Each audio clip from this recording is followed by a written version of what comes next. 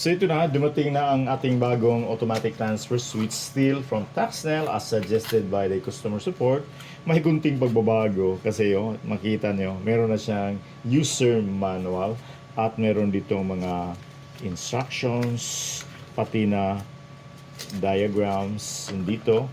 Then, mababasa dito na pwede gamitan ito ng inverter doon mismo sa kanyang main supply or default, and dito sa baba ang grid.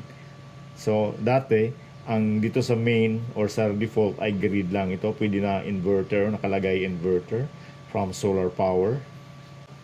This is non-smart at mas mura lang ng kunti kaysa smart Wi-Fi ATS model. Ang binili ko ay 125 amperes 2 pole.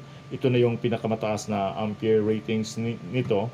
The other variants ay 63 and 100 amperes.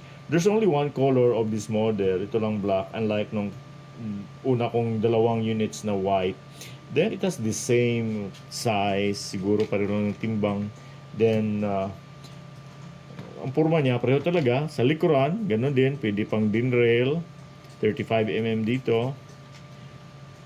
Basically, aside sa color, ang pagkakaiba nito ay meron ng cover dito sa kanya mga terminals, which prevents accidental shorts. Okay?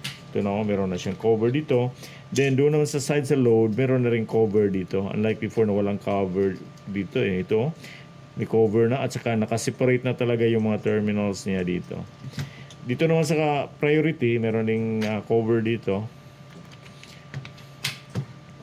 Pareho lang ang kanyang communication terminal ito, yung bus terminals ito. Mapapansin dito na tatlo na ang kanyang pilot lights. Itong red ay para sa priority A. Ito naman green ay para dito sa reserve B. At itong ilaw dito sa baba, bago to, pangatlong light, ay para to sa load. So, iilaw siguro to pag may load natin. Tingnan natin kung may output siguro ang load. Check natin. Bubuksan ko to para ma-prove natin yung sabi ng Tyson na this is an improved version. Bago natin to buksan, i-test muna natin. Ito na yung penultimate test natin para sa shifting speed ng ATS. Tulad ng dati, gumamit tayo ng router. Nagbi-blink ang LOS dito sa router, itong red. So, naka-on na yan. Pag mag-reset ito, mag-o-off itong LOS dito, di ba? So, try natin i-off ang ating grid at tingnan natin kung hindi ba mamamatay itong LOS. Off natin.